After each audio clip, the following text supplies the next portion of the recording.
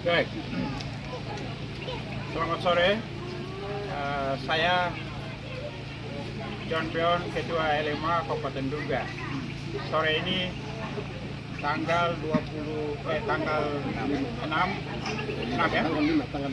Tanggal 5 Oktober tahun 2024, saya bersama dengan Bapak Pendeta Ishak Murid, kemudian Bapak Salim mewakili Kabupaten Duga bersama dengan jemaat GPDI PT Kosa di Tanah Papua, jemaat Jericho di Kota Kenyam.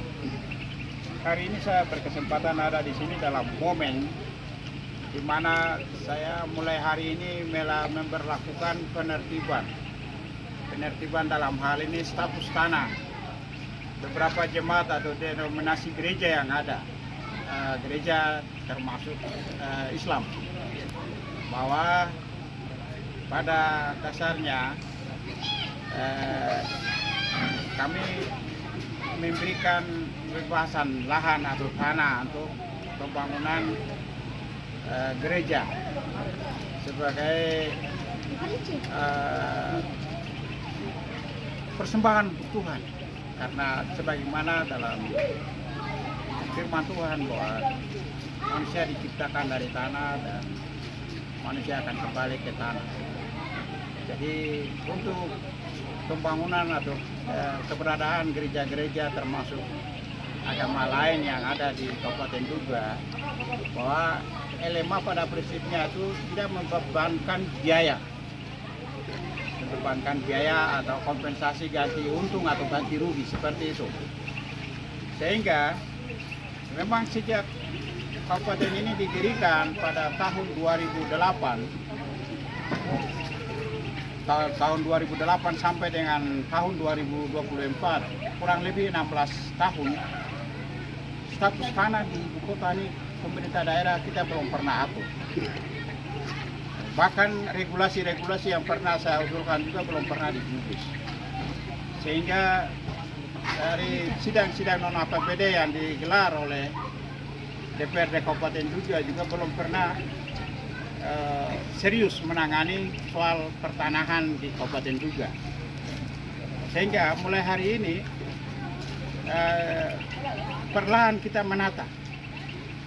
Sehingga soal tanah ini akan membuat salah satu sumber PAD di dalam pemerintahan seperti daerah-daerah yang baru berkembang atau daerah otonom baru seperti Duga, salah satu penghasilan yang harus dikejar, digenjot oleh pemerintah daerah adalah PAD. Sumbernya adalah PBB, pajak bumi dan bangunan. Kemudian pajak bumi dan bangunan itu pun berlaku pada saat setiap ruko, warung dan lain itu memiliki tempat yang layak untuk mereka berusaha berkembang. Jadi daerah akan maju cepat, berkembang pesat, di mana status tanah itu dikendalikan secara baik dan benar.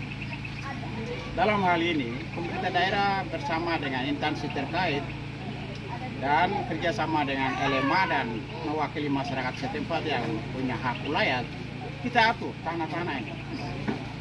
Bagaimana aset-aset pemerintah daerah kita atur dengan regulasi khusus tersendiri. Kemudian juga kita juga atur tentang pembebasan lahan-lahan atau tanah juga untuk masyarakat secara umum dan masyarakat di bumi. Artinya orang Duga itu sendiri. Sehingga ada perbedaan, ada pelayanan atau kelayakan yang secara khusus kita atur dalam regulasi-regulasi di kemudian hari. Sehingga di daerah ini harus maju. Harus ada restoran, ada hotel, ada ruko-ruko. Sehingga dengan demikian ada PAD tapi juga daerah akan mengalami percepatan pembangunan. Secara ekonomi dia harus mandiri, bergerak.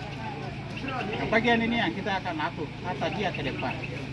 Bagi masyarakat imigran, pendatang, saudara-saudara kita dari luar Papua, itu kita atur, berlakukan aturannya secara spesifik.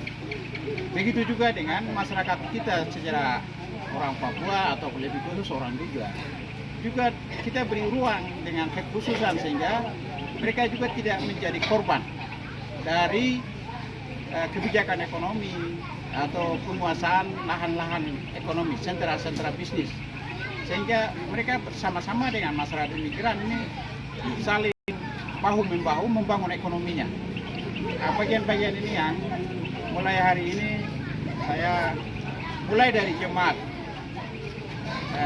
GPDI Jemaat Jeriko di Kabupaten Duga. Hari ini secara resmi saya sudah menyerahkan bersama dengan masyarakat pemilik hak wilayah di tempat ini. Kami sudah memberikan surat kebebasan hak wilayah atau tanah adat. Dan kemudian dari gereja atau jemaat ini mereka akan berusaha untuk memperoleh sertifikat tanah. Sehingga status tanah dan jemaat ini benar-benar formal dan legal. Demikian yang bisa saya sampaikan. Terima kasih.